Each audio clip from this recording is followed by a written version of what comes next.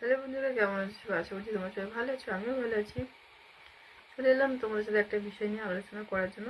বলছি পরে, আগে তোমরা এই আইডিটা দেখো, ঠিক আছে? কি লেখা আছে? চলো পাল্টাই 99, তাই তো? এটা হচ্ছে একটা ফেসবুক পেজ, কিন্তু এটা আমার নয়, কিন্তু আমার ছবি দিয়ে আমার ভিডিও দিয়ে সব কিছু দিয়ে হচ্ছে গিয়ে আইডিটা খোলা আছে। দেখো আমার সব ভিডিও, আমার ইউটিউবে যত ভিডিও আছে সব ভিডিও কপি করেছি, কপি করে তার ফেসবুক পেজে পোস্ট করেছি। আচ্ছা, এরকমটা কেন করছো? আমি তো কষ্ট করে কাজ করছি, তুমি তোমার কিছু ট্যালেন্ট দেখাও। আমি এই ভিডিওটা পোস্ট করছি শুধু তোমার জন্য।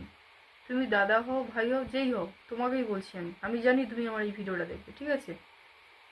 তুমি অন্যের কাজ চুরি না করে নিজের কাজ করো। সোশ্যাল মিডিয়াতে সবাই কষ্ট করে কাজ করছে, তুমিও করো। তুমিও অবশ্যই সাকসেসফুল হবে, তুমিও কাজ করো, কিন্তু অন্যের ভিডিও চুরি করে না। এটা আমার খুবই খারাপ লাগছে।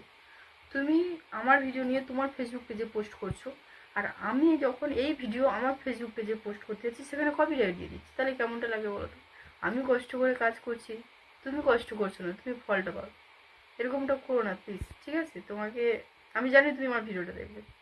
তোমাকে আমি খারাপ কিছু বলছি না, ভালোভাবেই বলছি, এরকমটা করো না, বন্ধ করে দাও।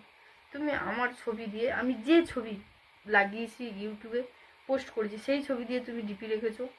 আবার লিখে রেখেছো কি, নিজের সঙ্গে কারোর তুলনা করো না, তুমি যেমন তেমনি খুব সুন্দর। এত সুন্দর একটা কথা লিখেছো, তাহলে কেন লোকের ভিডিও চুরি করছো? এরকমটা করো না, কারোর ভিডিও নিয়েই পোস্ট করো না। তুমি তোমার মতো ভিডিও করো, অবশ্যই সাকসেসফুল হবে, ঠিক আছে?